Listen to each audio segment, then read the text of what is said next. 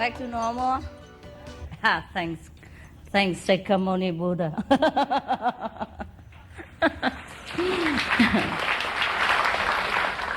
And maybe the one in the middle there, I don't know what's her name.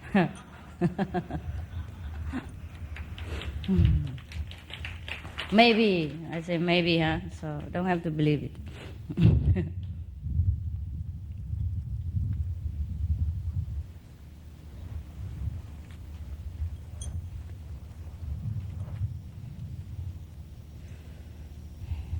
Did you have a good rest? Good meal? And good meditation?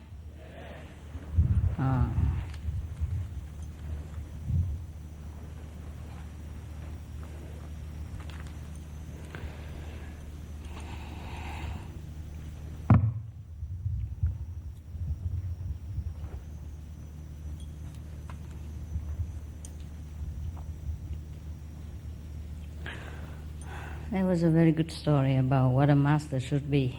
You like to hear? Yes. Suppose you want to be a master, listen carefully. Here is the way, the method, and the secret. Now, there was a man so holy, so pure, that even the angels were so rejoiced every time they see him. However, despite his great purity and holiness, he has no idea that he is holy and great, and that is the only problem with this guy. So he just went about his business and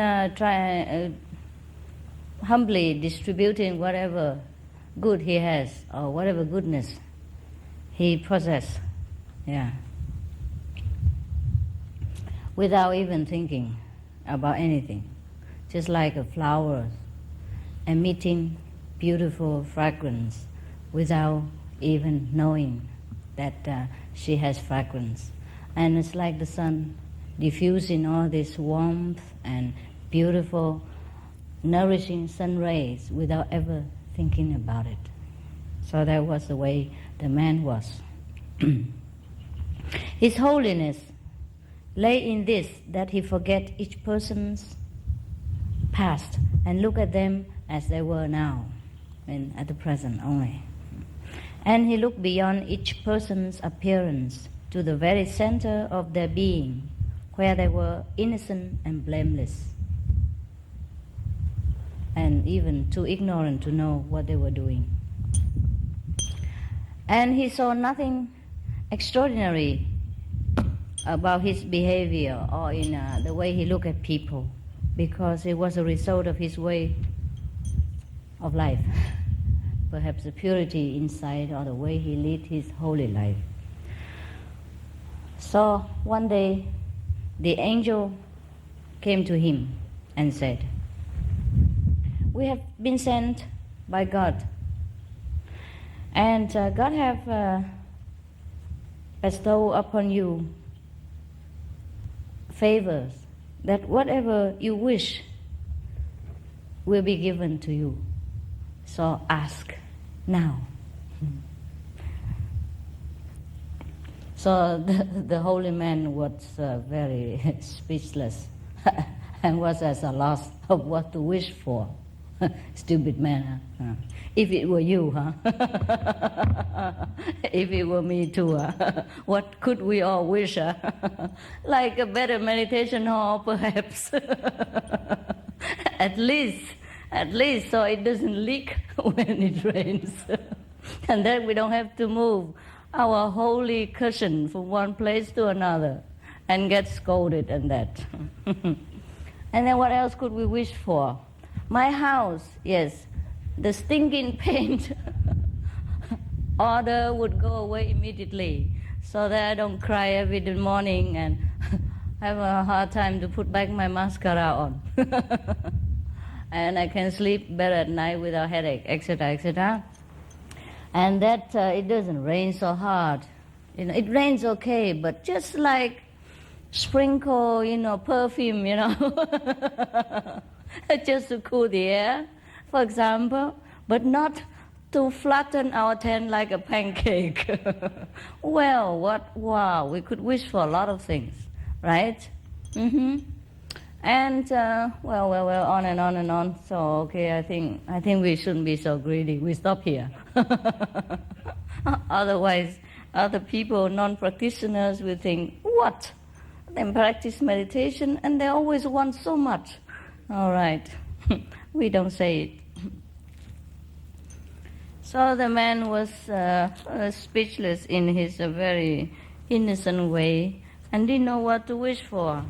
So the angel has to give him a kind of ideas, And they asked him, would you like the gift of healing? For example? The man said, no, I would rather God did the healing himself. Yeah, a clever man. He won't do nothing. Yes, okay, then we change our wish.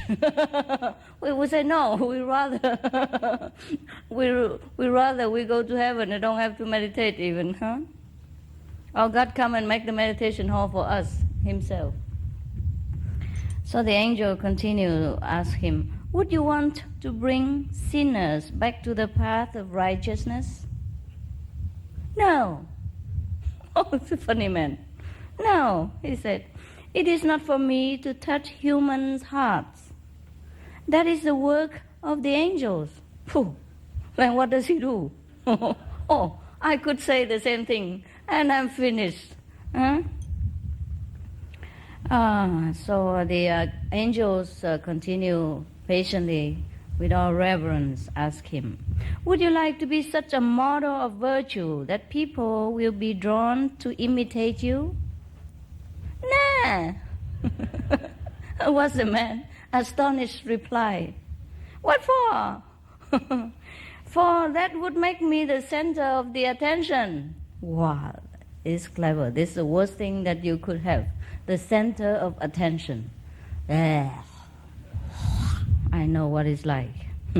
How does this man become so clever? He has not had the attention and he knows already. Yes, I should have known this before. Then what do you wish for? The angel asked. I wish for the grace of God, was his reply. Having the grace of God, I will have all the contentment and all my desires fulfilled. And the angels were thinking that this man, despite his holiness, is so stupid. God doesn't grant favor that often. And God doesn't dispatch an angel to anyone that often in order to grant him boons and favors. And this man, how come he is so holy but so stupid? So they force him. They say, God's will shall be done. Now you must have a wish or one will be forced upon you. I thought God is liberal, but he's a dictator. We always thought that God give us free will and let you do what you want. Is that not true? How come here he's like a dictator? He forces people to want something. That's a problem with him. Okay.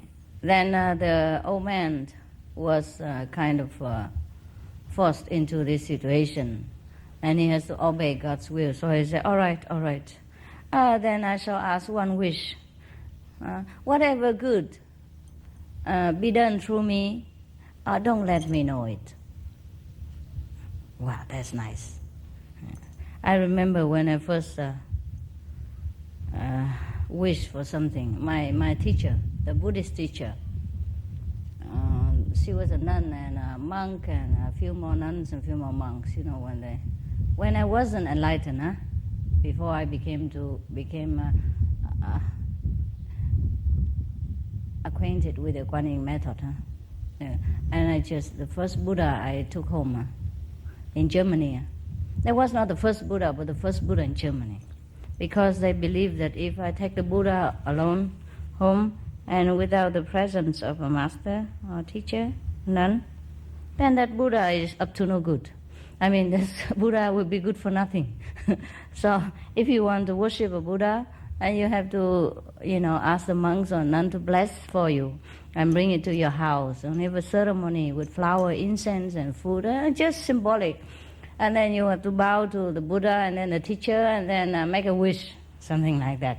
And then if your wish will be granted, then all the incense will curl, like a spiral and never drop on the floor. Normally when the incense burns, it drop like cigarette ash, But if your wish is sincere and is accepted, then all the incense, will curl like a spiral. Because you burn a lot of incense, not only one, and that's the problem. I don't know why Buddha has to test people sincerity to this extent.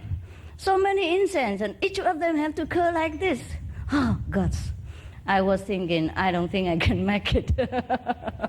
Look at all the incense. And I always saw the incense ash, drop immediately after it burns. So anyhow, I just do it as told. And then I wish that, I don't mind. People told me that human life is very suffering a lot. And that we should make a lot of merit in order to get out of human life. But I don't mind if I stay in human life because it's not so bad for me. And whatever good I have should be distributed to the people who need it. And don't let me even know about it. And that was my wish. And then all the incense curl like this. And I was...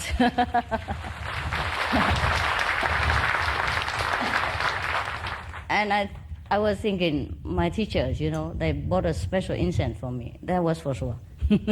Special one, already curled. Already curled in advance.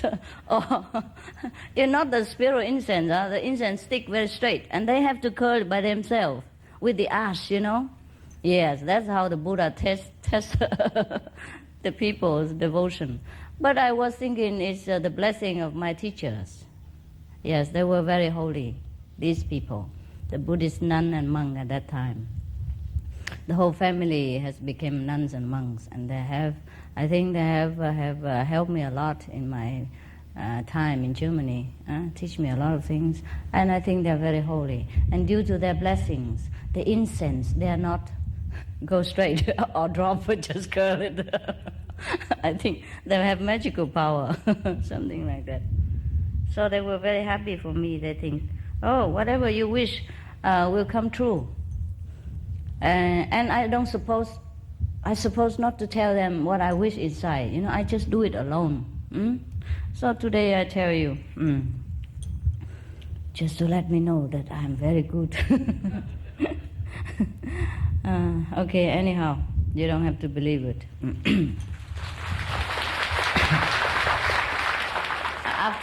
But after I told you, I don't know if I'm good anymore. I don't know if I should tell you. Just by the way, I read this and it reminded me of my things. At that time, I didn't practice Kuan method yet, I just recite Buddhist sutra, recite the Buddhist great compassion mantra, and recite the Kuan Bodhisattva name and the name of the medical Buddha and whatever. Every day I'm busy with all these thick books. Which I didn't understand half of it. So it was accepted that the holy man's wish should be granted. And now God has arranged, because he doesn't want, the holy man doesn't want to know whatever good done through him. So God has arranged it that his shadow will be a great blessing for anybody, or anything, anywhere that it falls upon. And the man would never know anyhow, because he will look in the front. So wherever the holy man went, this shadow will fall on the ground, and then it fertilizes the land, and it makes the rains fall where it's needed, and make the sunshine where it's not enough sun, and make the people become healed of all disease, and healed of the affliction of their souls, and make the place prosper. Mountains became green, spring and fountains also spring forth in different places. And many people who has been, weighed down with karma and bad fortunes began to look more alive and more healthy and more hopeful. And that is the benefit of the shadow of this holy man, according to God's arrangement. And all the while, the man never know anything about it, because he always look in the front and do his thing, busy with his business, and his eyes always look in the front. He doesn't know what's happening behind him through his shadow. This is the true master. Therefore, you never heard of any master who say that he knows anything about what he's doing to you. And don't be surprised. Don't be surprised. Many disciples always praise the real master for helping him, helping her, doing this, doing that, or heal their sickness, or change their misfortune, and bless their house, or do anything. But the master never know about it. And don't be surprised. And if the master say he knows, he's not a master. Maybe sometimes the master knows, through intuition, and through blessing of God that he knows once in a while. But it's not always conscious to the master about the good things that he or she does for mankind. Also, in the Buddhism, the Buddha say, the one who say he's a Buddha, he is not a Buddha. That doesn't mean that after Buddhahood, you cannot say that you have attained Buddhahood. You may say so, but that doesn't mean that you are very, very aware about it. You know what I mean? That you do something about it. Because Buddhahood has no definition. Truly, if we say we attain something, that is not yet. In the Diamond Sutra, the Buddhas emphasized again and again that there's nothing to attain. And there's no Buddhahood to realize. It's not because we couldn't become holy, but everything holy belongs to God, belongs to Buddha nature. And if we have attained our simplicity and purity enough, then that Buddhahood and that God power will reveal itself accordingly, without us having to know about it.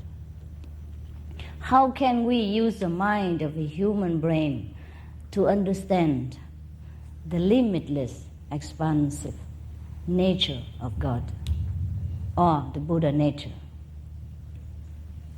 So if we ever profess that we know that we are Buddha, we truly know that, or that we know we are holy, or we know God, or things like that, it's just a way of saying, but it's not truly so. If God can be described and can be known by human brain, then it's not a true God. It's not the true Buddha nature. Buddha nature is within and without us. God is within and without, in heaven and on earth. We are swimming in God, breathing in God, eating in God, have our life in God, have all the essence in God. There's nothing except God around and about us. There's no need to say, I come in touch with God, I look for God. He is everywhere. So whenever we feel that we have attained something, stop and remember this story. And if we ever want to know what is a master like, remember this story. A master never know that he's holy. Doesn't matter what he act or what he like, or sometimes he admit it or whatever it is, for the sake of sentient beings, or just for the sake of just to get it over with. Because they keep asking all the time. So then people say, okay, I'm a Buddha, so what? What next? Something like that. People sometimes they insist, for you to admit that you are something in order to argue around. Just like sometimes, you come on the bus, sit there, and then somebody will next to you or opposite you keep looking at you all the time and say, "Are you American?" For example, like that, huh? And then you say, "No, I'm not." And she say, "But I'm sure you are American." And then they say, "Certainly not, ma'am." And then she continue looking at you and say, "But you look like." Yeah, and then just admit it, won't you? You can just tell me you're American. It's free here. So finally, you're fed up. You say, "Okay, I'm American." And then she keep looking at you again and said, "Well, at the second thought, you don't look like American."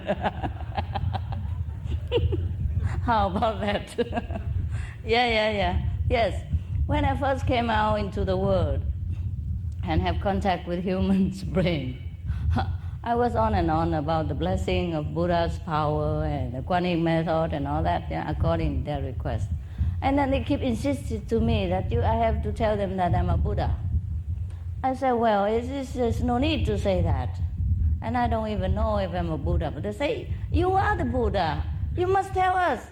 Like the Sikhamuni say, I'm the Buddha, the one and only thing like that. You should say the same.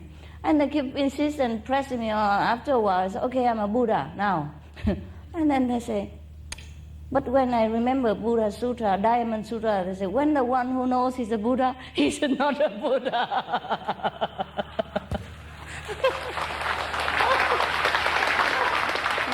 No, you tell me. Oh, we cannot win, huh? So just know yourself, huh? Or don't know yourself. Whatever you're comfortable with, it's okay. We cannot argue back and forth with all these human people. Human, because their brain are made this way. Just to make trouble where trouble is not. Just to ask question where question is not necessary. And to give answer when answer is not seeked. Thing like that. Always the same. So what we do is just to continue with our daily business, huh? And then do the best of our ability, according to our knowledge, according to our conscience about what a good human being should be and what we should do in this life, our duty, our daily work, just to do the things that we feel good with, that we think that we should do, and that's it. And if God is pleased with our behavior and purity, then God will grant us whatever we need or whatever is beneficial to mankind through us. So there's no need to worry about your level or whether you have attained Buddhahood or you have gone to the 9th level or not yet. I'm still on the 5th, but you've gone to the 9th already. The master is supposed to be at the 5th level, but some people think they're on the 9th. Congratulations. It's a little bit too far for us, but it's okay if he likes to go there. And according to this story, the saints don't know much about the good things that is attached to him and his shadow. Because also the people was very centered on the shadow, that they even forgot about the man. And so his wish that whatever good has been done to him should not be revealed to him has come true. God has granted him this wish. And this is exactly what the master is, according to my humble knowledge and opinion and experience. So if you want to ask me what the master is like, he is like this man. Nothing more. Whatever good's done. Okay, come on. I need it. I need your encouragement so I can go on and think that I'm good. and holy. Wow, isn't that beautiful, our surrounding now? I just come look and wow, you're praising, I have a time to look. Isn't that beautiful? Huh? Yes. Okay. If you ever want to know what the Master is like, or thank the Master for anything, it's not necessary really, because it's God power who is doing all this. So the Master is always free, naturally. It's like one of us, never have the burden to carry the holiness on his shoulders all the time, or having to take care of this holiness, of this Buddhahood, so that it doesn't slip away, or that it doesn't fall down on another level or thing like that. Once you attain Buddhahood, once God is pleased with you, he does not withdraw the favor. So he will continue to have this all his life without even know about it. What for should we know? If we do good to mankind, what for should we know about it? It's mankind who are benefited. So that's the main important thing, because we want to benefit people. So if they get the benefit, doesn't matter where from or how it's done. Not many masters on earth, but some of the masters that I met, the true master, they are like that. Very, very humble and very ordinary. They don't really know their supremacy inside. They don't know their holiness. Maybe they love people, they bless people according to their wish, but they don't feel themselves is the blesser. Do you understand that or not? Yes. Maybe they act like a master because people expect it, just like the lady keep asking, you American, are you? And then finally you say, so, yes. Just, okay, why not? Keep refusing all the time, make so much trouble. So the master is like that. Just act accordingly so that everyone is pleased and happy, and just to make things simple. Otherwise, the master never feel that he or she is a master. That's why I don't have problem integrating with you. But you have problem integrating with me, because you always carry a master in your head. And I don't carry any disciple at all in my mind. I look at you as one of a person. That's why I don't like it when you're too over humble and you overacting as you love me so much, respect me too much, whatever. I don't feel natural. Recently, I know a person, and I say, oh, you can be my friend, no problem. And for me, no problem, but for him, it's a problem. Because he always thinks I'm a master. I say, I never think of you as a disciple. So something like that, So it has never any obstacle or obstructions or frontier in the beginning. But you always have problem being my friends. And that's why I don't have friends. Because you put me too high. And you put me separately. And that is why we have problem communicating with each other. And that's why you always misunderstood what I tell you. Often. And that's why you don't do the thing I requested. Because you think whatever you do for me must be very special, extra special, whatever it is, and then it turns out terrible. Because you do it with the ego, with the way you think, not the way it should be done. That's why everything done for me is a mess. Always, never the way I want it. Simple and logical and common sense. They have to make so big deal about everything, and that I end up suffer. For example, the house, it's just temporary house. Okay, just put the wood together, that I have space, and I put my things protected from the rain. That's it. Because it's quickly done and it might not live again later. So why have to paperwork and paint and all that? Make me suffer every day. Just because you think it should be done that way. I didn't request. I just request my thing put in there for me. That's all.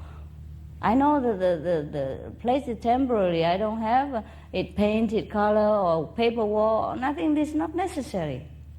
All the paint when it's new, is poison. And I have to suffer like this for at least a week or 10 days because of your good intention that often pave the road to hell.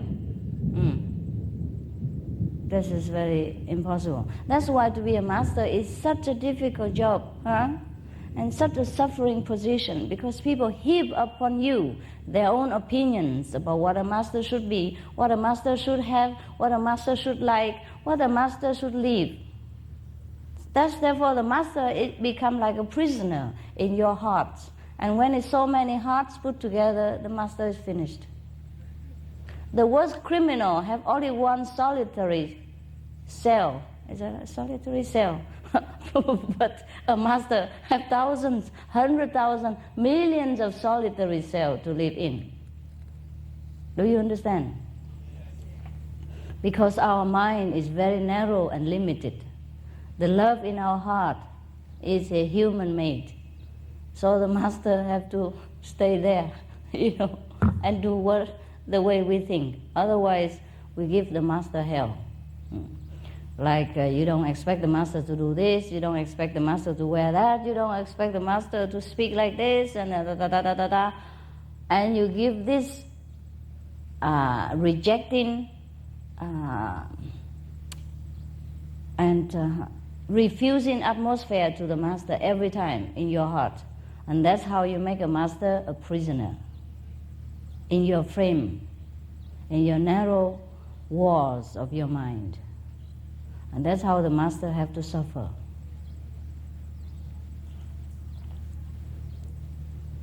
It's like a bird. You put it in a cage. Doesn't matter if it's an iron cage or golden cage. It's still a cage. And so the master cannot be free. Because of the master's love for mankind, he or she will not be free until everyone is free.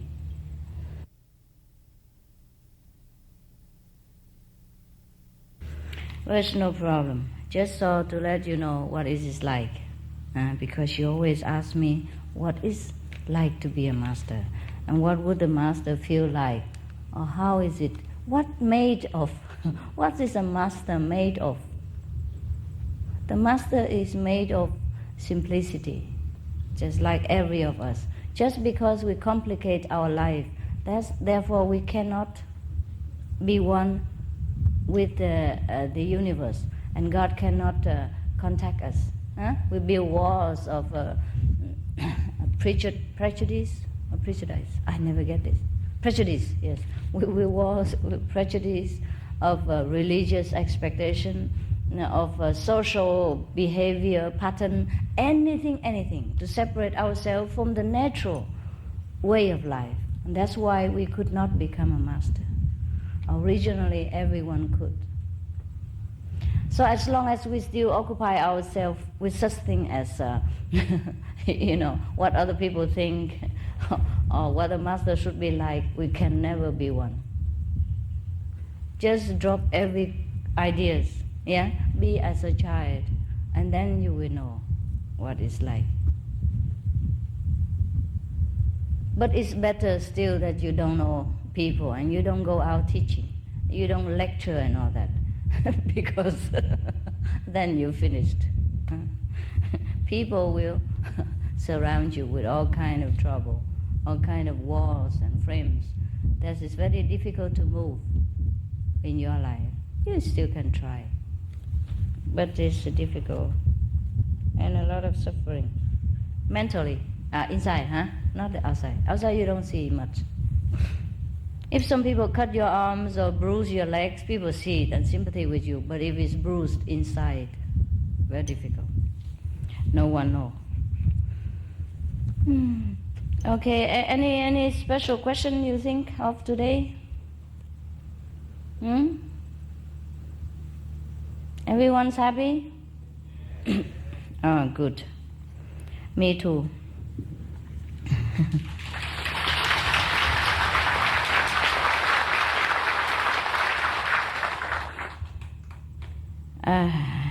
You want to hear a story of Buddha?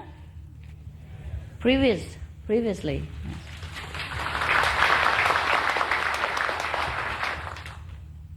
Now there's a golden monkey.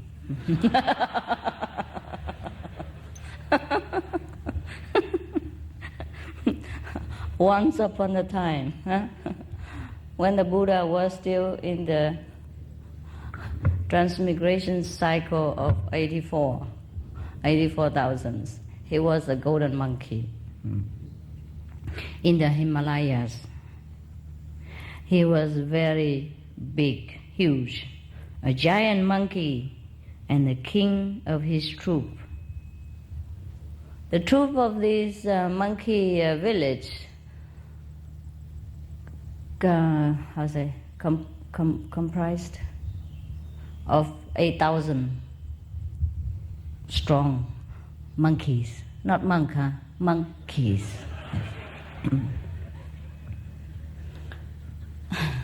They live in the forest by the side of the Ganges river. The water there gushed forth every day, pure and clear from the rocks. And nearby there was a very beautiful, shady, great tree. In summertime, this tree bore enormous golden fruit. Even fruit must be golden. For the previous incarnation of the Buddha, God planted a golden tree there. See why that? Huh? If the Buddha lived somewhere else, that tree would be silver-like, or maybe just ordinary tree. But because the reincarnated future Buddha was born as the golden monkey there, so the tree there bear golden fruit as well. See that? So hurry up, be a Buddha and eat the golden fruit. And then your meditation hall will become golden as well. Don't blame me for the rain yesterday and the flood here. It's your karma. If you meditate better, probably you have a better roof and not leaking. Maybe your practice is leaking somewhere. So this is a reminder of we should conceal our practice and fix it where it leaks, okay? As soon as the fruit was ripe, the monkeys ate them all up as fast as they could. Because the monkey king, who was extremely wise, had told them a warning that they should never allow a single fruit to fall in the water. Because when the fruit falls in the water, the currents will carry them downstream. And then if any human beings happen to see the fruit so delicious and golden like this, they would come up here and try to get the fruit. And if they come here, the monkeys will be in danger as well. How wise, huh? Wise monkey. Now the one branch of this tree was hanging low over the river. And there was only one single ripe fruit, which was hidden behind a net of a bird or something. And because they overlooked this fruit, the monkeys, this fruit, ripe and in time, fell into the river and carried away downstream by the rapid current. It drifted further and further downstream until at last it reached the city of Benares. It's funny. It's funny. From all the cities in the Indias and from all the countries in the world, the Buddha has to be born again and again in Benares and in India. Huh? Not fair. Don't you think so? So one morning, Brahmadatta, the same king again. Funny.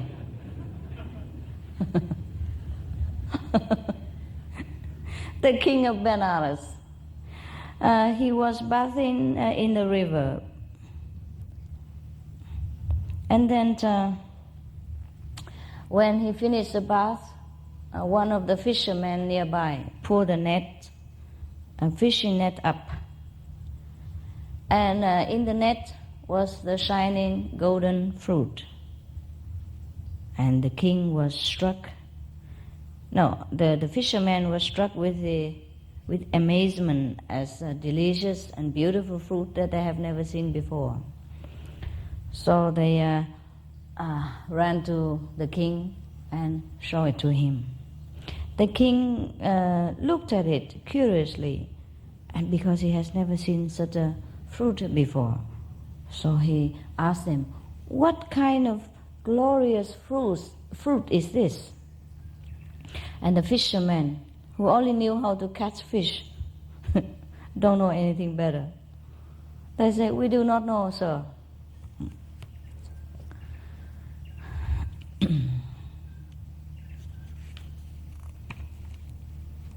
So the king called the forest keepers and asked him.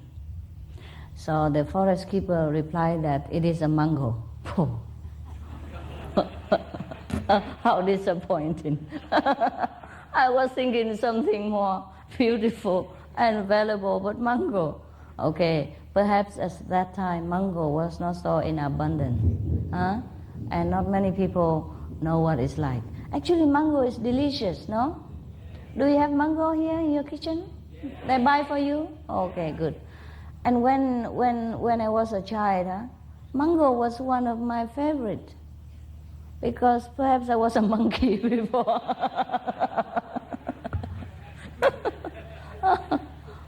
Well, I still have some hair. Don't you see? That was leftover from the previous reincarnation, I guess.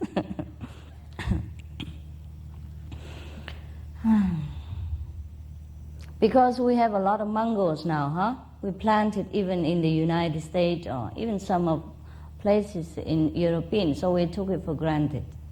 Otherwise, if we happen to live in a very old time, like Shakyamuni Buddha time before, and then all the fruits were not so readily available because the farming techniques and all this cleverness to alter the water and all the fertilizer has not been available to mankind. So if whatever we have fruit, whatever fruit we have is not always good, and not so all kind of fruit like today we see in the market. Thus, this mango fruit has not been known to the king. And it's golden, It's really golden. It looks like gold, the mango color. And it tastes delicious. I have not had my lunch yet. I feel water coming.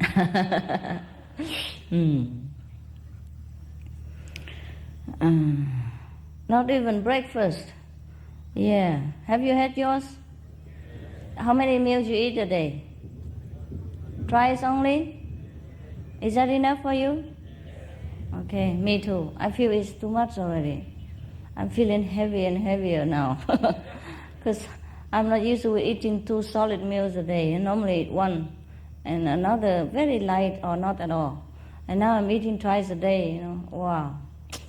It happened that some good cook is available. Oh, I'm feeling heavier, And every time I walk on the stage, I have to be careful not to damage the good work of the carpenters.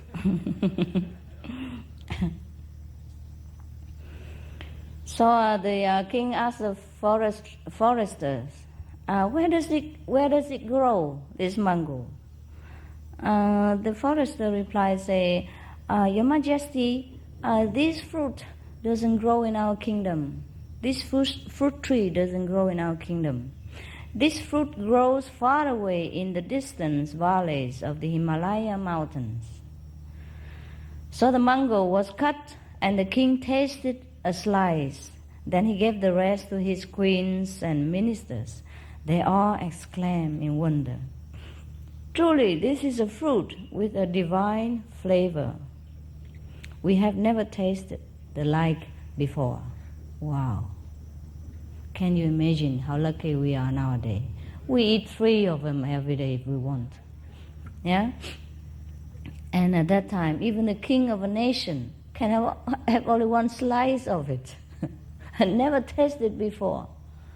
Yes, can you imagine if we have never tasted a mango before? It must be delicious to us. I remember it tastes wonderful as I was a child. And I always like a lot of them. And there are many different kinds of mangoes which taste even differently delicious. Do you taste all of them? Yeah, take your chance. There are a lot here. If you go to the Far East like Philippines, Thailand, Vietnam or Cambodia, then avail yourself, and eat all the delicious fruits that don't grow in America. Oh, they have them but imported, and it's not maturely ripe and it's chemically treated and all that. It's not the same as if you pluck from the tree and eat it. I have a place built for me in Thailand, and around the garden there were a lot of mango trees, and they were absolutely delicious because you pluck them from the tree when they're just ripe. Not only they're sweet and tasty, they're so fragrant. You cannot believe it. It's like perfume. Yes. And you have to eat it while your stomach is empty, like, when you have nothing else in the morning, you have it for breakfast, and wow. That's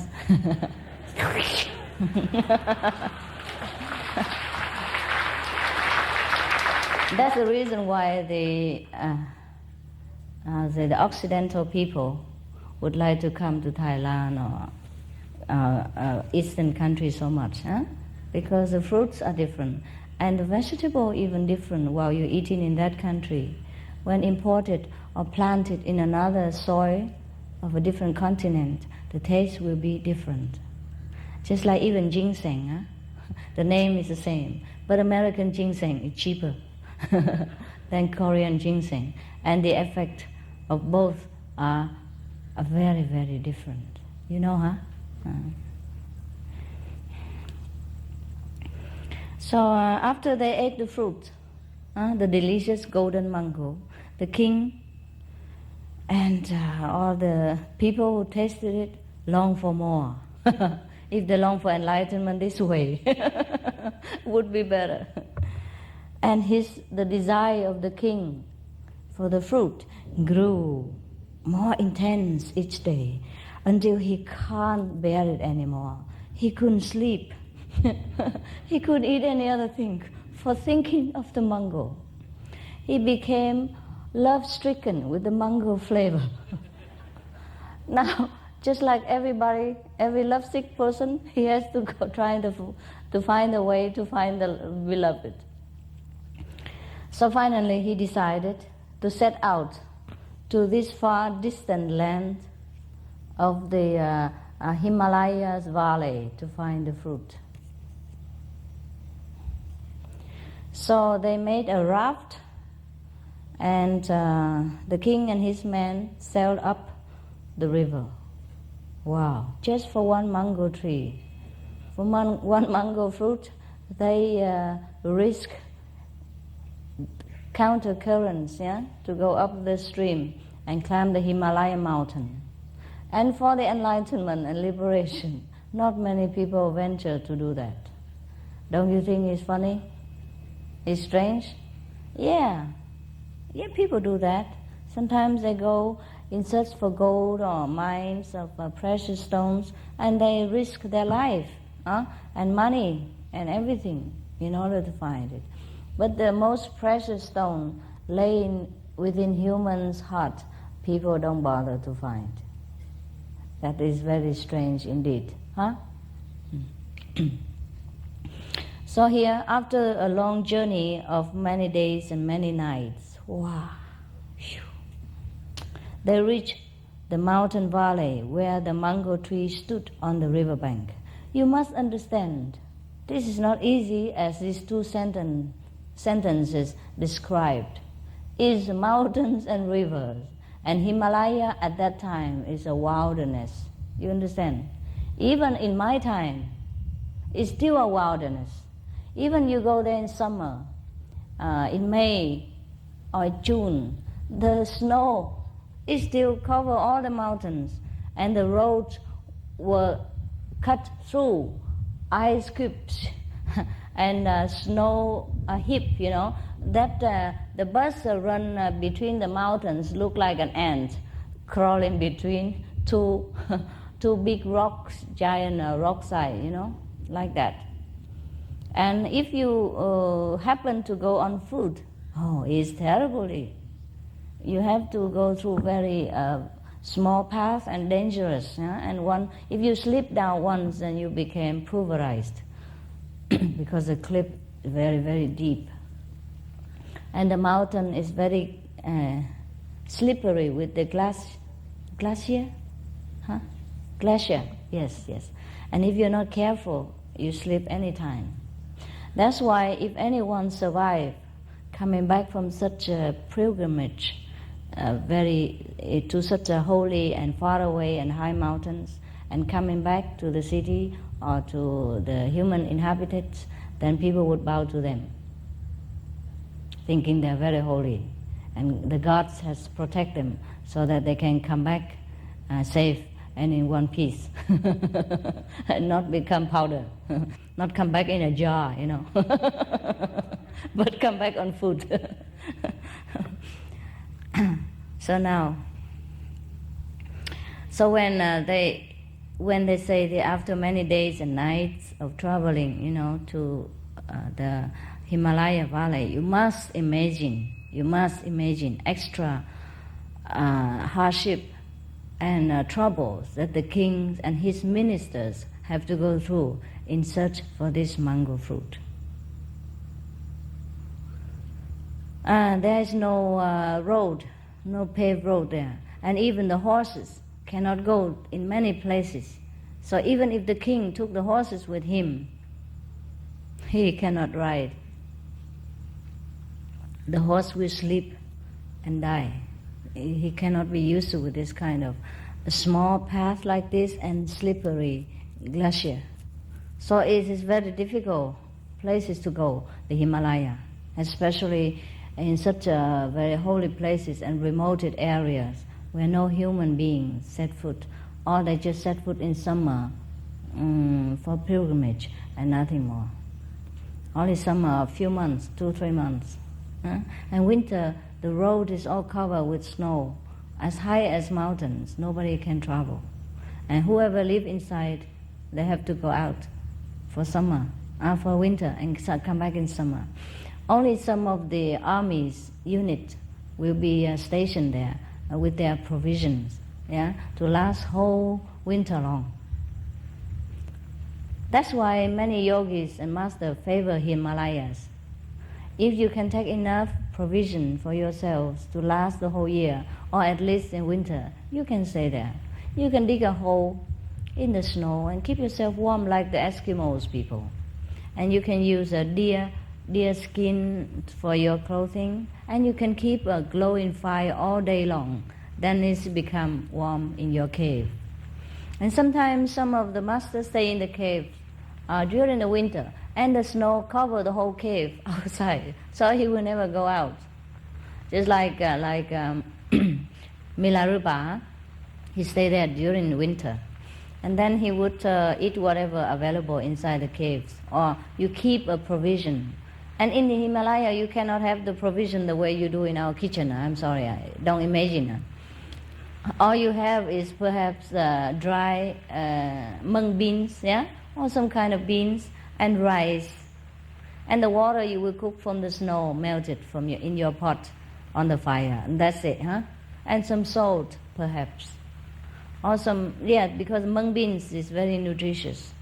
And this is a staple food.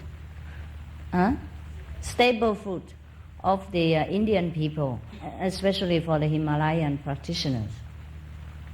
So if you go there, don't expect yourself to have tofu and say ham, 3 pieces, 1 person. No. It's very difficult to drag your own body up to that kind of remote area where no human beings will disturb you, let alone take a lot of stuff, because you have to have your clothes, blanket and stuff and some utensil, things like that, a very minimum. When I was in the Himalaya, I have only one. First, I have a lot, as every of you, I drag along a big suitcase, spoon, forks, chopsticks, chinaware, whatever from the kitchen, and a big sleeping bag and a lot of clothes. And as I go higher, the things become less. I can't carry. So finally, I was at the top of, not yet at the top of the Himalaya, but in a middle way, with one sleeping bag, one staff, is that right? The staff to walk with I carry the sleeping bag on top, and one pullover, very thin, cashmere, very, very, very, very, very thin, like paper. And 2 pairs of clothes. 2 pairs of white, just white clothes, the way, they call it Punjab-like, like a tunic, long cover your behind your knees, and then the trousers, that's it, 2. I wash one and wear one, that's it. Nothing else I can carry. And all the utensils, the stainless steel cups and silver spoon, whatever, drop on the way. So I originally I kept 2, and 1 spoon, 1 fork, but later on it become only 1. First one like do you have the cup, steel cup, for drinking water and tea and all that, and another plate like this, a little bit thick, to cook chapatis and have rice and food and vegetable, But later on, I dropped that cup also, and the forks. And then I have to have that dish alone, for tea, for rice, for chapati, for cooking, for water, whatever it is. Because it's become heavier and heavier, you cannot imagine. So I have only 1 pair of sport shoes, 2 pair of socks, and 2 pair of very thin cotton clothes, that's it. And 2 pair of underwear, of course, don't hope. Very thin too. Nothing else I can carry, because I can't afford people to carry me on their back. Also, I don't like that. I don't believe going on pilgrimage and other people have to carry you. What kind of marriage? So I was determined to make the God moved, with my piousness. So I walk on foot. But many Indian people, they went on horses, where as far as the horses can go. Or have people carry on their back, or carry with the, what they call it, kind of chair? Sedan chair? No. Sequin?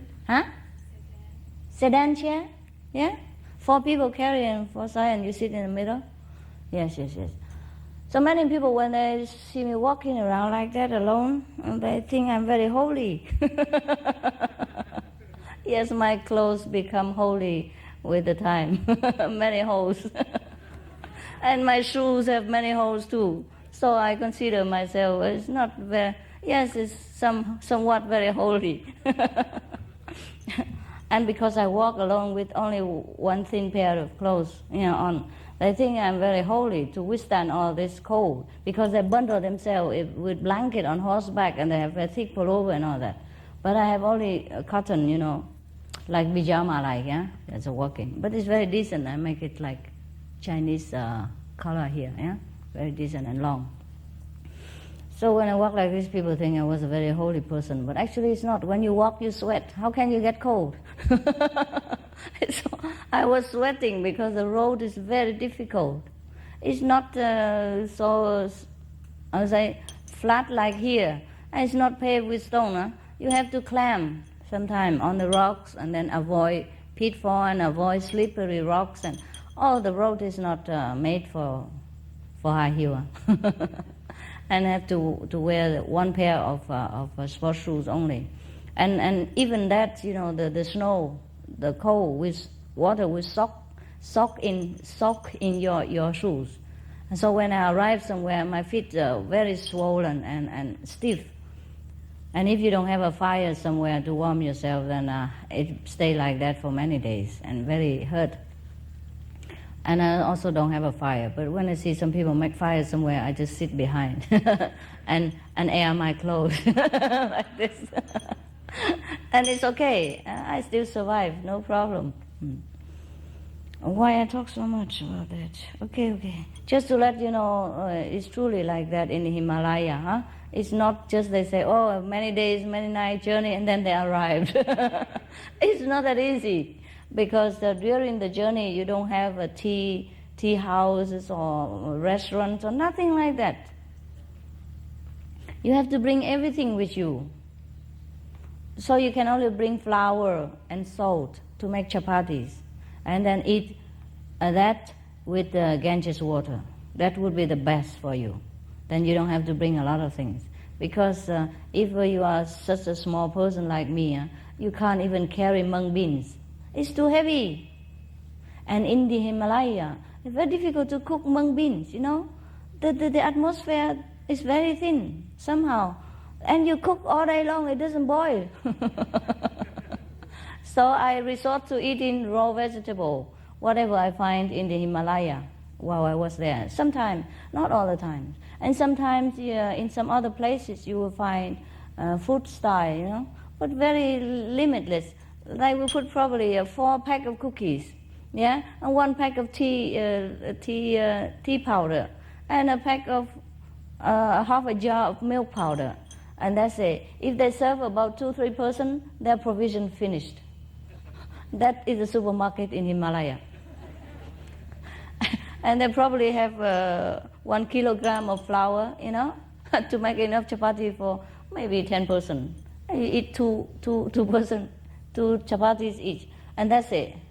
You have to wait until tomorrow until somebody else carry the provision come to them, and then they probably cook again for you. So even you have money, you cannot buy the things you want. Huh? If you came late and other people have eaten already from that food shop, then you're finished. Because these are small mountain food shop, you know, they don't have the money to buy a big provision to keep it there for you. And the Indian people, they believe in eating fresh, you know, they go and buy vegetable every day. They don't have refrigerator. They don't believe it. Probably never heard of it. The Himalayan folks are very simple. And if you ask them anything and they shake their head, that means okay, huh? Don't misunderstand, okay? When they shake like this, that means yes. So when I first came, I always have trouble. I said, I just want to chapati. Why you don't give it to me? Because it do like this. And I said, I saw you have them there. This is chapati here. And he's like this. So I said, okay, I have myself. It's very cute. Oh, and I tell you what, the chapatis in Himalaya mountain is the best food in the world. What after you walk 40 kilometers, empty stomach, then it's become golden delicious. Yeah. You don't have to be reincarnated as a golden monkey or something to enjoy, because it's really, really delicious, and you never have enough of it. And the problem is that they never have enough of it either. So you always feel you don't have enough. And you have to look forward to the next style or somewhere else in order to have chapatis again. And I tell you true, I never enjoy food so much as when I was in India. Everything tastes so good. Ah, God. Because you always have to walk everywhere and spend all this flower energy.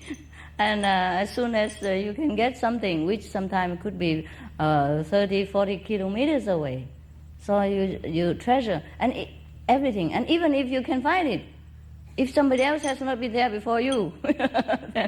So most people, they have to carry a little bit of things for themselves, like dry biscuits, yeah, very, very lightweight, or flour, huh? And then they will, and some salt, if they can. If not, they don't carry salt even.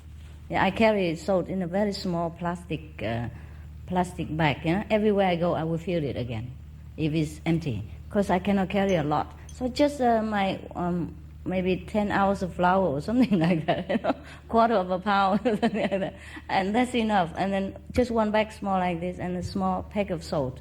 And then wherever you go, there's always water, you know. If not from the snow, then from the Ganges River, and from people anywhere, river a lot. So that's all you have to carry in the Himalaya. So even if he was a king, I think he has to endure a lot of hardship in order to find this golden fruit. I don't know why he doesn't endure enough hardship to go and find the, enlightenment. Huh? That way, then he would have become Buddha. Instead of be there all the time and taking the golden deer or competing with the monkey for the fruit and things like that, below his dignity. So we have enough with Himalaya or not? Anything else I have forgot, just by the way? Because I know many of you are curious to know what it's like there, huh? I can't describe it enough in words, actually. But they're beautiful. The beautiful mountain, the most beautiful mountain I have ever seen. Because it's like the mountain is like this, huh? One after another, huh? Like this, huh? And then it's all covered with snow, as white as, the cotton. And nobody ever set foot there, not even animals or nothing. So it's just like this, flat, even, and smooth, like a blanket there. And then just sticking out of this white is green, ever pine trees, straight up into the blue turquoise-like sky. It's so beautiful. Sometimes I just stood there and watched, in wonder. Even if you take pictures, even if you videotape it, it's never the same. And the air, so pure, you could eat it. Perhaps that's why in the Himalaya, I was never so hungry. And I didn't have to carry a lot of food. And sometimes I go without food, it doesn't affect me so much. Some of the Himalaya master or yogis there, they don't eat even. We call them breatharian or Aryan. They eat air. It's true.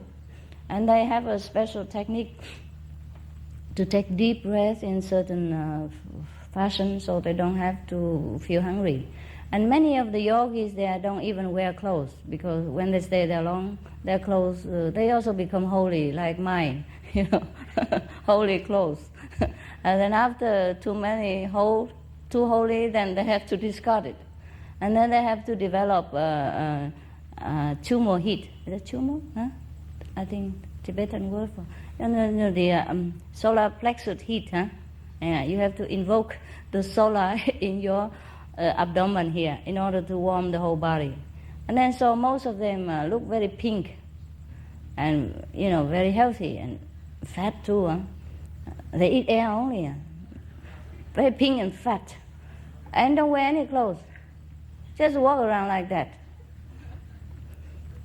Fancy if I do that, huh? And in India, if you walk alone as a woman, people don't have respect for you. I don't know why.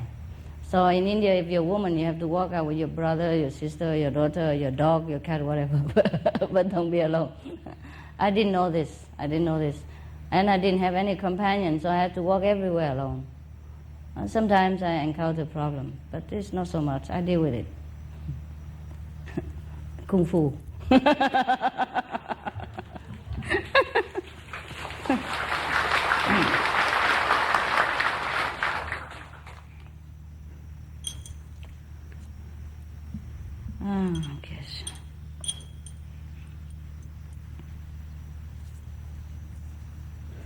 So okay, let's go back to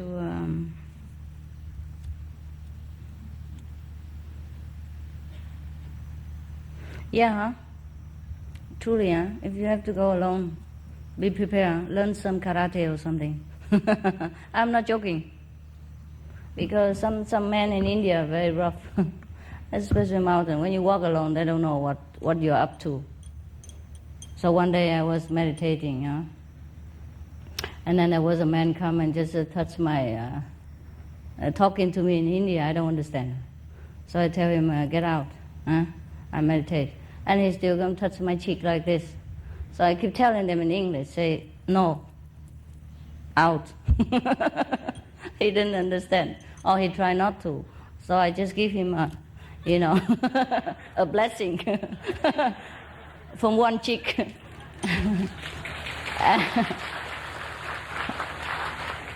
just ordinary kung fu, fluff like this.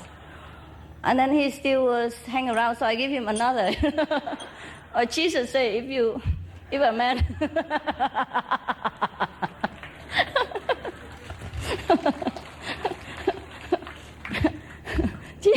Jesus say, if you slap a man on one cheek, and if you give another cheek, you slap it too. So I practice what I learned. A good disciple of Jesus. So after the second kung fu slap, he understood and he left. So after that, I have to put on my sannyasin cloth, the saffron robe. So to let them understand, to stay away from me. Otherwise, I don't like practice kung fu every day. It's tiring. Besides, I only eat chapati and mung beans. My kung fu power is not very great. And if I keep using kung fu like this, I don't think I can walk anywhere. I'm too tired. At that time, I was ordained already in a Tibetan tradition and Hindu tradition as a sannyasin, as a nun. But I didn't want to be too obvious, so I just wear the ordinary clothes. But after that incident, I put back the, the saffron robe just to protect myself. And then something else happened, also the similar. And then people flock around me and ask me to come to their home so that they can feed me and give me offering and all things like that. But then, so you don't have this and you have that. You never are free in India if you walk alone. So you better don't walk alone, okay? I don't know why everywhere I go, people flock around me like that. And there was one man only, but the other people, they come around and ask me to talk to them and thinking I'm a holy person and things like that. And one of Indian mother, she lived in Bombay. She was on pilgrimage with her family and sons and daughter. And she wanted me to marry her son.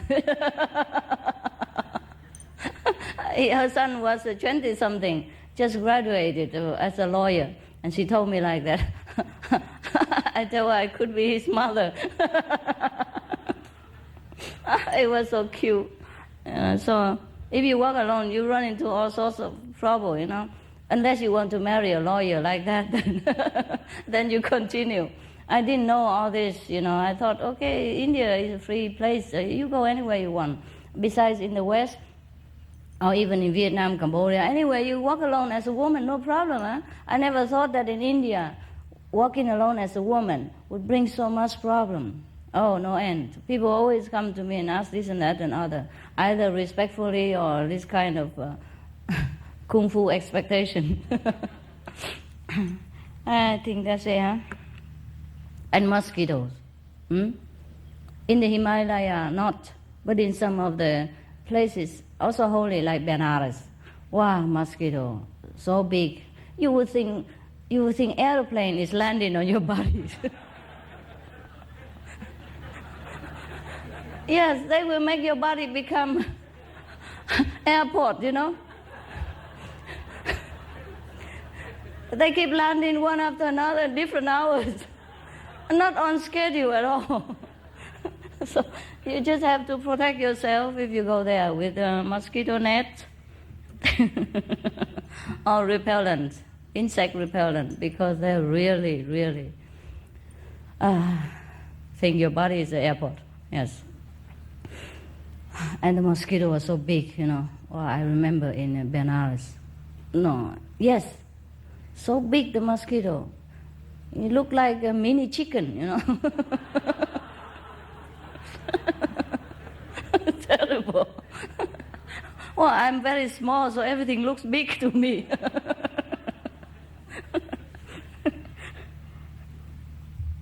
And it's not easy to buy insect repellent anywhere you want to go, Especially you just came down from the Himalaya. And if you go to the Himalaya and you come back, you feel weird, as if you're walking on a cloud or something. Perhaps the air there is different, so thin or pure. When you go back to the plane again, you feel like you're drunk. Yeah.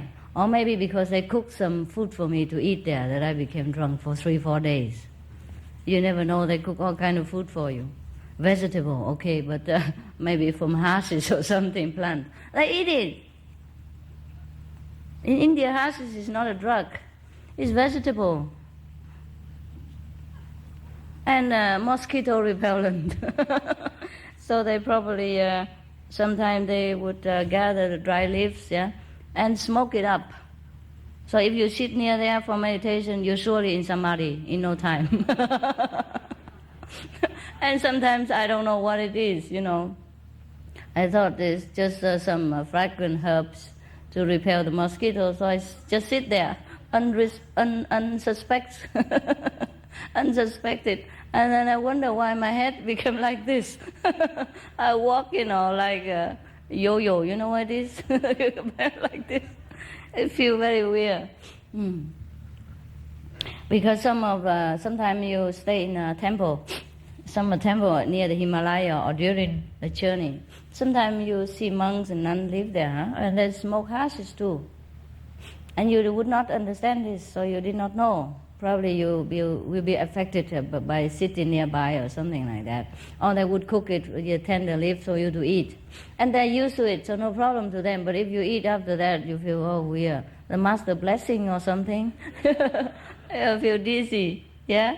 And very light, walking very light on the ground, like walking on the cloud. So there are so many things you should worry about. And there's no toilet there, huh? Ladies and gentlemen. So normally I would wait until dark to go out. But then when you hear the roaring of a bear or something, then you forget everything else. And either you run or you froze. Because at night there's no electricity there too. And you don't always have batteries enough for your torch. And after you climb for maybe a few hundred kilometers up to the mountain, then the torch have to be gone too. Because heavy is another burden. Everything must gone. Everything must go. The same with enlightenment. The higher we go, the less we must carry with us. We just have to throw away. Or we stop there. Very, very similar to that situation. Nobody tell me don't bring this, don't bring that, but I throw away them myself because I can't carry anymore. The higher you go, the heavier things become. Maybe the gravity, huh? Or because your feet has become heavier and swollen with the snow water in your shoes, or because you don't eat enough nutrition, or because it's too cold, you spend faster energy than you normally would, or because what? Or the hate and the tiredness too. But it was fun because at that time I had only God in my mind. I have no fear, no thinking, as if my mind has been numb from fear or from anxiety, nothing. But now if you ask me to go back there again, no. Oh, even you give me $1 million, I don't go back there again. Oh, now I think about it, so scary.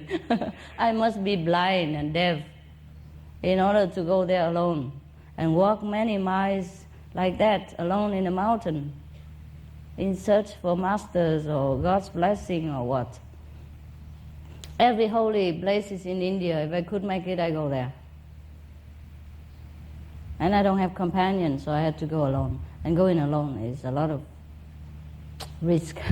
But God protected the stupid and the blind like me. So nothing happened. And I still came back see you. Thanks God.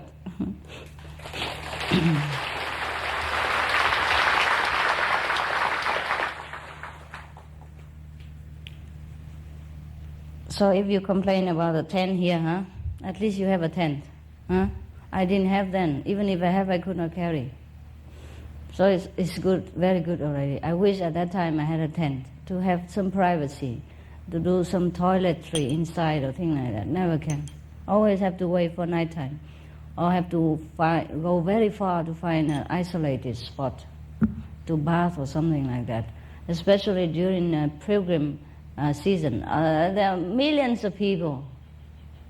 surrounding everywhere that is holy and famous. So you almost have no privacy at all. And you learn to adapt. You use whatever, cover yourself around, make a sentry for your bath, or bath with full clothes in the icy water, and then jump out after you count to 5. Yeah, because the water just ice, just zero. It just melted directly from the icy rock, like a gango tree. You know gango tree, honey? Yes. Gango tree is a place people believe where the Ganges water come from. And actually that's where it is. It's the head of the Ganges river. And when you go there, you see the river water coming from the mountain, melted from the ice there. Immediately just drop down and fall down in there. So the water there is around zero. If it's not because of the stiff way like this, I don't think the water will flow. And it's the flowing water that keep it liquid, I think so. Otherwise it's all ice there. Because of the slanted shape, from the mountain up to the plain, so the water will fall down. And whenever the sun come out a little bit, the water will melt, and that's what makes the river, Ganges River. So there, people came and bathed to cleanse their sin. So I believe my sins were also cleansed because I bathed there too. But I count to 5 and jump out. Because if you wait until 6, then you're gone. You became ice cube and never come out of it. It's really frozen. And you don't have a bathroom, nothing. You have to jump right in the river with the clothes on. And I wash my hair also because I'm worried my hair might carry some sin. So I shampoo everything. And it was so cold. You really have to count, You worry that if you don't count, you stay there forever or flow down. And because it froze, the whole body suddenly became like stand still. So you have to jump out quickly, And you have to wait until there's a sun in order to bath. If there's no sun, you're finished. So when I jump out of the water, icy water, and into the sun, wow, it's like the whole body blooming with flowers. Yes, all the cells. You feel great. So I did it again 3 more times.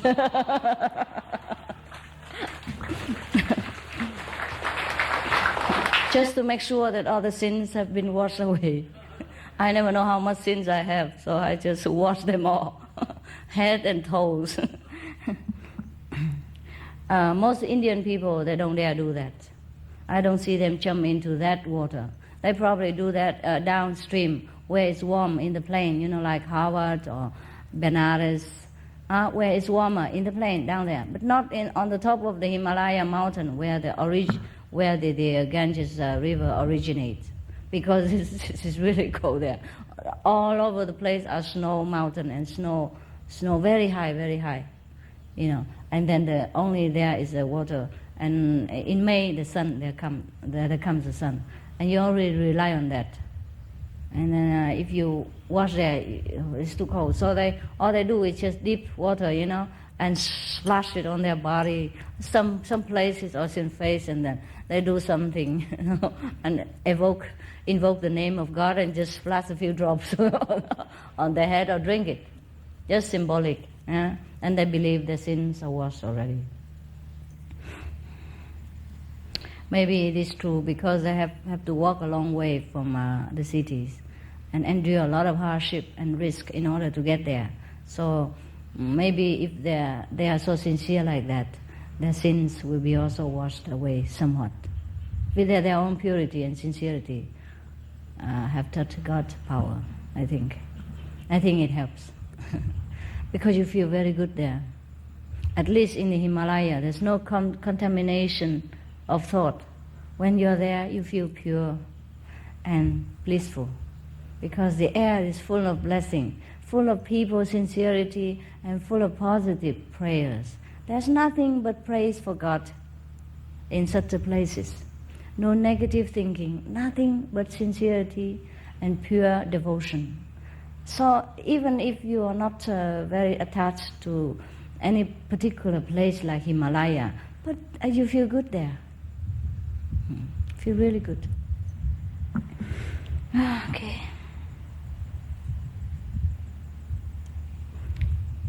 But I was sad too. One time when I saw the people walking there barefooted, some of the laborers who carry people, and they don't have shoes. And sometimes they carry shoes, but their shoes were broken, and their feet are blistered and bleeding. Oh, and I was so mad at God. At that time, I say, why you make so much trouble for human beings like this?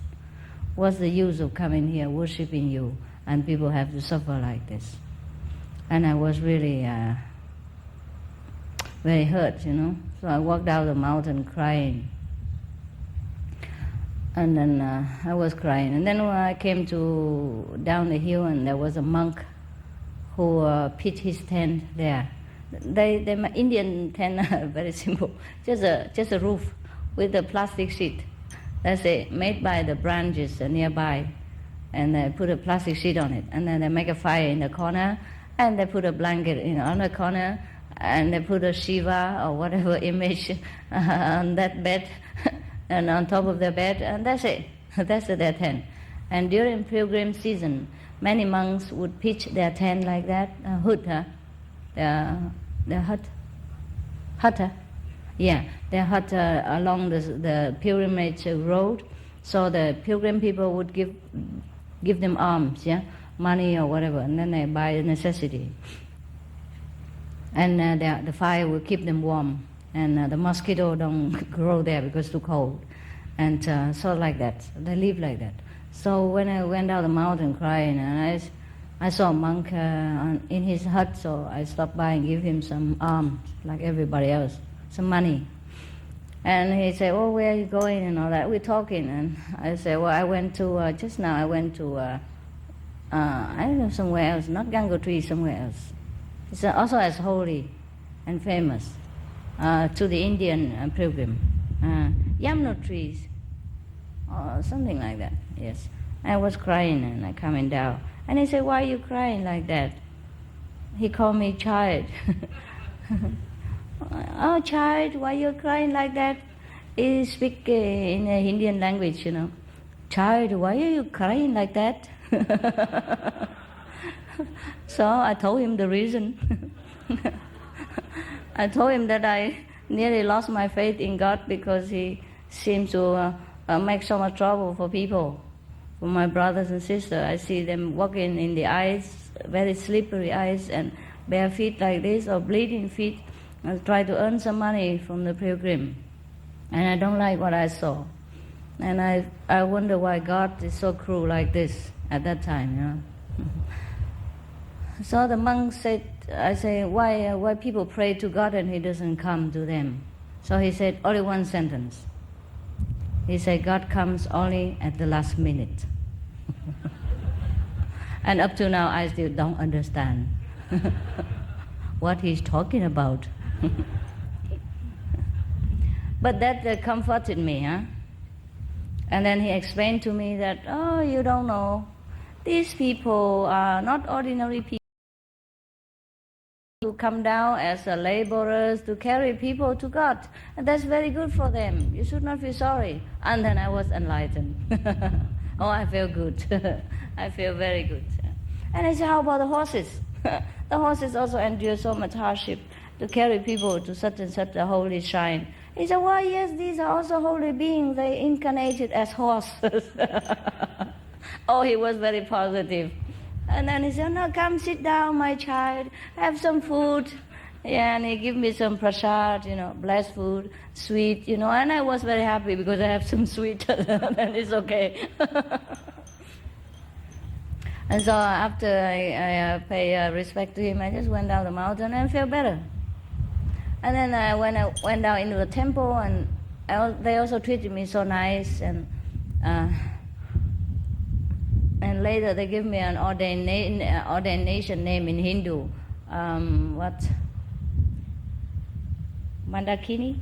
Mandakini Giri, something like that. There's a river called Mandakini. Huh? Mandakini. Yes. Because I was there near the river Mandakini, sitting there, and there was temple monks inside there. And later they ordained me to a Hindu. give me a name called Mandakini. Mandakini is my name, and Giri is their traditional lineage. Came from whatever Giri, I don't know. Must be a very great monk, The lineage is called Giri. And my name Mandakini, but I almost forgot about it. And I was sitting there in the river, just because before that I also talked to the other monks, and he listened to the conversation about me feeling very sad, And but I felt already better, yeah. And when I went to the river, I saw too many people there, so I went to the temple, and I saw many people there, so I went to the river and sat next to the river, thinking, and sit like this. And so many people surround me and said, "Don't do anything silly, will you?"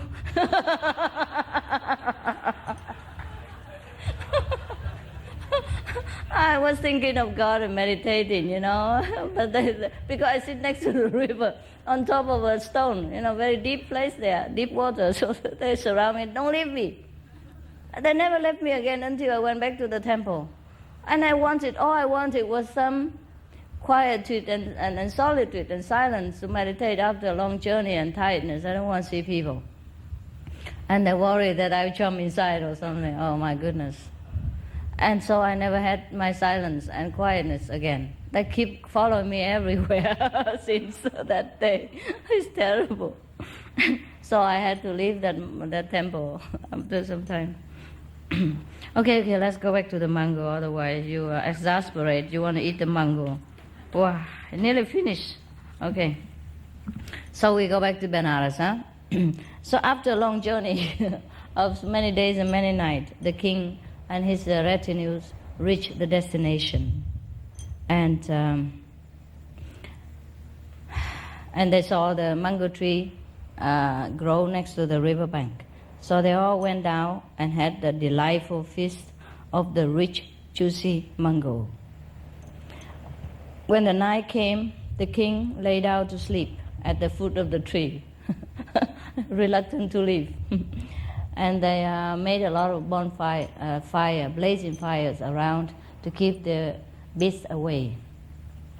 Late at night, when the king was fast asleep and all the guards were dozing, then all the monkeys and the king came. The king of the monkey came.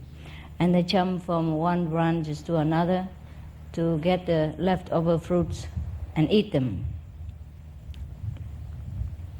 And the king heard so much noises, so he woke up, because 8,000 of them, can you believe it? But this is exaggerated. How can 8,000 monkeys eat from one tree? With all these kings and centuries and all that as well. There must be a very special tree, Indian stories are like that, full of mystery that you have to solve it yourself or imagine. Just like all the time the Shakyamuni Buddha born as a golden what, and right in Benares, in the same dynasty, and meet the same king and queen all the time and have the same trouble again all the time with them. He could have told them, next time I will incarnate as a monkey, just leave me alone.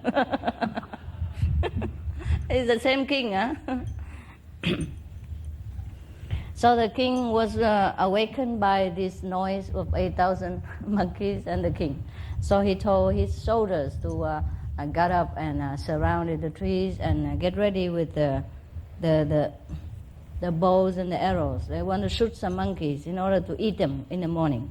He said, in the morning we will eat the monkey flesh and the mango. Monkey and mango would be very nice. He said like that.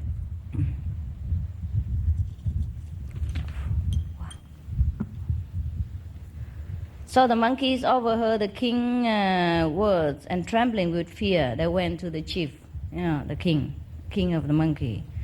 And they said, "Oh, sir, you have warned us, but because we didn't know there was one fruit which has fallen into the river and carried down the stream. And now the strange men come here to get the fruit. And the leader even want to eat our flesh. So they order his archers to shoot us. The tree is surrounded and we cannot escape. What are we to do?" So the king monkey say, "Do not be afraid. my children. I will find a way to save you." So he comforted them and then jumped over to another side of the river. He got a long bamboo pole and brought it back to where he was before. He was thinking the pole was measured long enough so that he can tie it on his waist and then make a bridge from there to the other branch of other Ganges river bank, so that they don't have to, they can escape from the tree to the other side, so no problem. But he miscalculated somewhat, and the bamboo pole was a little bit short, so he could not rely on the bamboos alone. So he has to bend his whole body, holding onto the trees and using his back to make up for the shortage of the bamboo pole. So all the monkey, he tells them to jump on top of his head, on his back, and then walk on his back and walk toward the bamboo pole and go to the other side. So everybody like that went to the other bank, and no problem. But there was one monkey, the last one, called Devadatta, who was very jealous of this monkey king. So he thought of himself to make more trouble for him. So when he jumped on the monkey king's back, he jumped very, very hard with all his might and broke the back of the monkey's king. And then he jumped away. It was the king of the monkey was in great pain, and he fell in the river. But the king Brahmadatta, who has observed all this going on, felt very touched by the compassionate king monkey. So he ordered his men to rescue him from the river and brought him to the fire and put him in fine clothes and feed him and give him water, etc., and medicine and some balm for his back, so to make him recover again.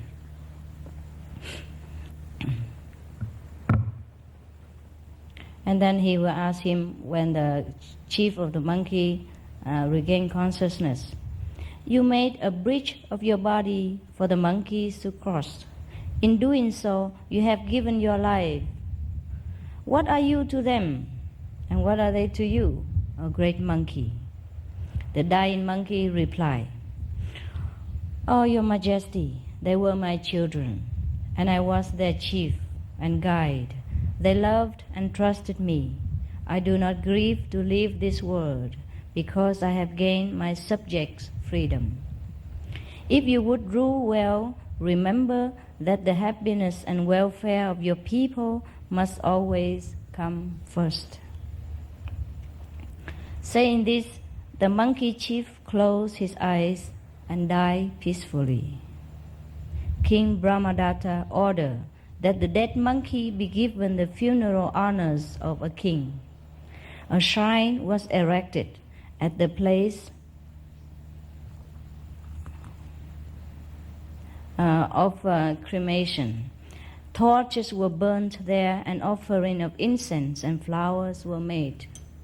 When the king returned to Benares, he built another shrine in honor of the monkey chief and commanded all his subjects to pay homage to the memory of so brave an animal.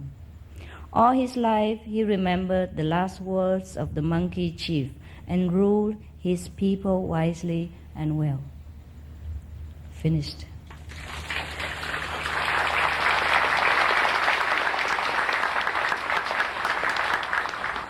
Very good story, huh? Whether it's true or not. Befitted a Buddha's status. Now, when we come to think of it, many kings or leaders are not fit to be the monkey. So we always look down upon animals. But if this story is a true story, then some of us humans have to really feel ashamed. Now when you go to India, perhaps you will see many shrines of the monkeys. Perhaps this came from this story. The shrines of the monkey come from this true story. There are another monument for Hanuman, but maybe it's a different one. Also, he looks like a monkey. And he's supposed to be a very wise monkey of the ancient Indian kingdom, and he has helped many of beings, including King Rama of the Ramayana, the story of King Rama. He was exiled, and then later he given back the kingdom again. He defeated many demons with the help of Hanuman. And I don't know if these two stories connected with each other or not, but they're both monkeys.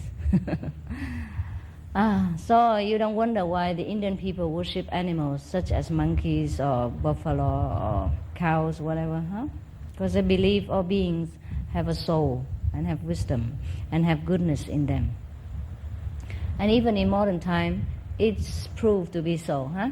Through some of the story we see in the press, about animals rescuing human beings or their own kind, etc., etc., or do so many extraordinary things, benefiting others and humankind and themselves. And this should be enough for us to learn to respect animals and protect them and love them. All right, thank you for your loving attention.